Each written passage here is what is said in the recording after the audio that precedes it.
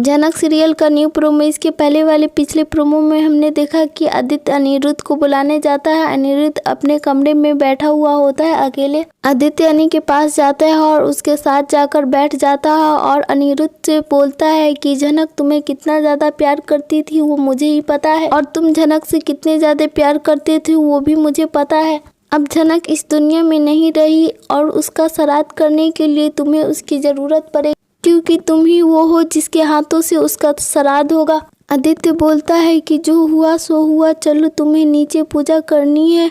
वो चलने के लिए तैयार हो जाता है और नीचे चला आता है। सभी लोग उसे देखने लगते हैं और बोलता है कि मैं करूँगा जनक की पूजा, क्योंकि वो मेरी पत्नी थी। जब वो जनक की फोटो देखती है तो उसमें अपना और जनक की यादें उसे दिखने लगती है। जो भी साथ उसने दोनों किए थे वो दोनों उसे याद आने लगती है कि जो जो जनक के साथ किए होते सभी याद आ जाते हैं और बस वो देखता ही रहता है और मन ही मन बोलता है कि जनक तुम मुझे छोड़कर चली गई। तभी वहीं पे अप्पू दी आ जाती है और अनिरुद्ध से गले मिलकर रोने लगती है और बोलती है कि अनि सच में जनक हमें छोड़कर चली गई क्या? तुम बोलो ना, कोई बोल नहीं रहा।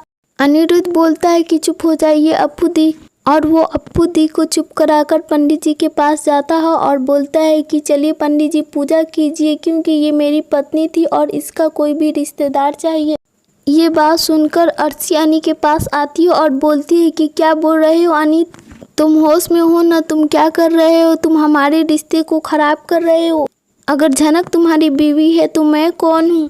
अनिरुद्ध बोलता है कि पंडित जी पूजा शुरू कीजिए। अर्ची बोलती है कि तुम ऐसे मुझे इग्नोर नहीं कर सकते। आगे के अपडेट्स देखने के लिए हमारे चैनल को सब्सक्राइब करें और वीडियो को भी लाइक कर दें।